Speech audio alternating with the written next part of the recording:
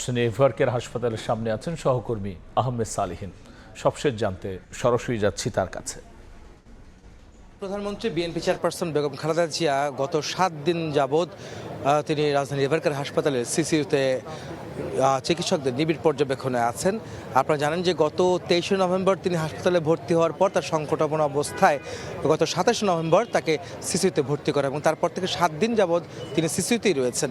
আর আজকে তার স্বাস্থ্যের খোঁজখবর নিতে অন্তর্বর্তীকালীন সরকারের প্রধান উপদেষ্টা ডক্টর মোহাম্মদ ইউনূস সন্ধ্যা 7টার দিকে তিনি রাজধানী এভারকেয়ার হাসপাতালে আসেন এবং তার স্বাস্থ্যের খোঁজখবর নেন। তার মেডিকেল বোর্ডের সদস্যদের সঙ্গে তিনি কথা বলেন। বেগম যে স্বাস্থ্যের খোঁজখবর নেওয়ার পাশাপাশি সব ধরনের সহায়তার আশ্বাস তিনি দিয়েছেন, সেটি কিন্তু আমরা জানতে পেরেছি, যেটি ডক্টর মোহাম্মদ ইউনূসের দপ্তর থেকে জানানো হয়েছে।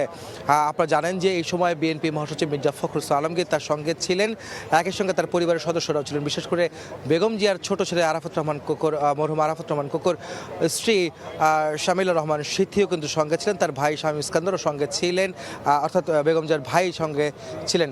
এবং মেডিকেল বোর্ডের অন্যান্য সদস্যরা কিন্তু তাকে, ডক্টর মোহাম্মদ ইউনূসকে বেগম জিয়ার স্বাস্থ্যের সবশেষ অবস্থা জানান, যেখানে তারা বলেন যে দেশি বিদেশি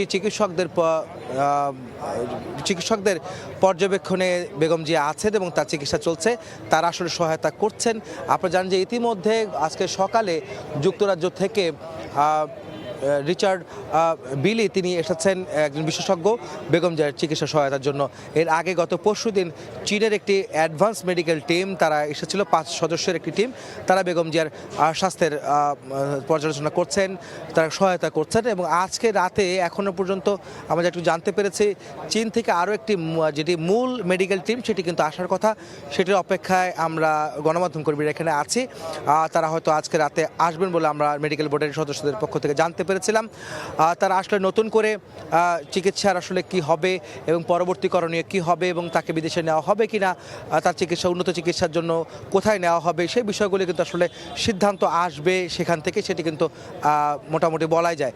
আর বিএনপি চেয়ারপারসন বেগম খালেদা জিয়ার স্বাস্থ্যের এই অবস্থায় সব সরকার এবং রাষ্ট্রে সহ বিভিন্ন রাজনৈতিক দলের নেতাকর্মীরাও কিন্তু এইখানে খোঁজখবর নিতে এখানে আসছেন।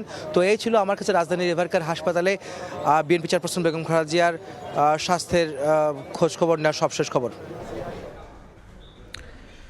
বেগম খালেদা জিয়ার স্বাস্থ্যের সবশেষ নিয়ে আমরা সরাসরি ছিলাম এভারকেয়ার হাসপাতালের সামনে।